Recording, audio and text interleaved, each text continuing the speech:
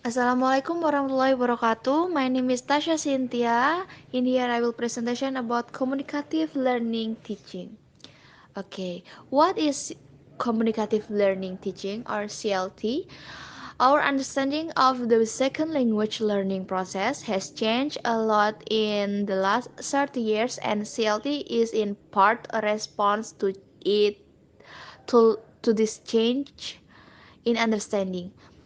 The previous view on learning language learning is mainly on the mastery of grammar. Language is seen as a process of forming a learning mechanisms.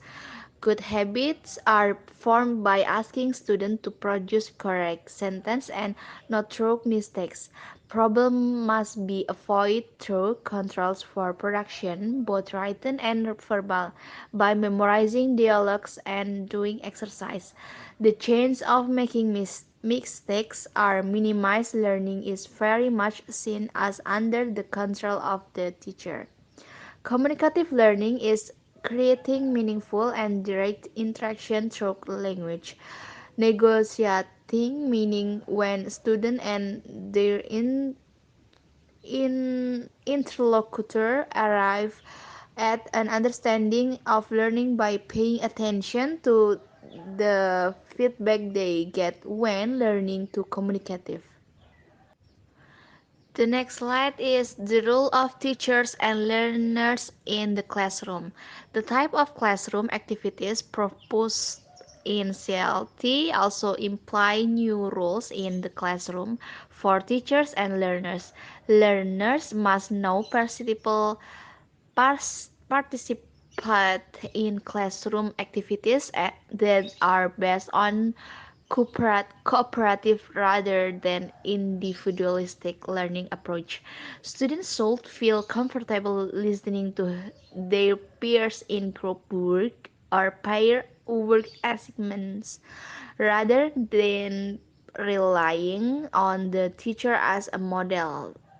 They are expected to take greater responsibility for their own learning, and teachers now have to act as facilitator and supervisor rather than being a model for correct speech and writing, and one with the primary responsibility of making students produce a lot of error-free sentence. The teacher must develop a different view of learners' mistake and their own role in facilitating language learning.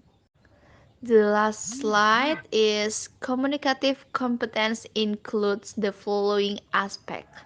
Number one, know how to use language for different purpose and function. Number two, knowing how to vary our use for language according to setting and participants.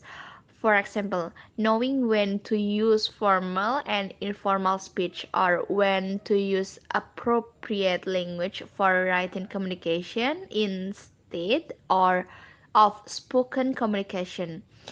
Number three, knowing how to generate and understanding different types of text. Example, narrative, report, interview, conversation. Knowing how to maintain communication despite having. Number four, limitation in one's language knowledge. Example, using different types of communication strategies. Okay, I think it's enough. And last, thank you, and I will say wassalamualaikum warahmatullahi wabarakatuh.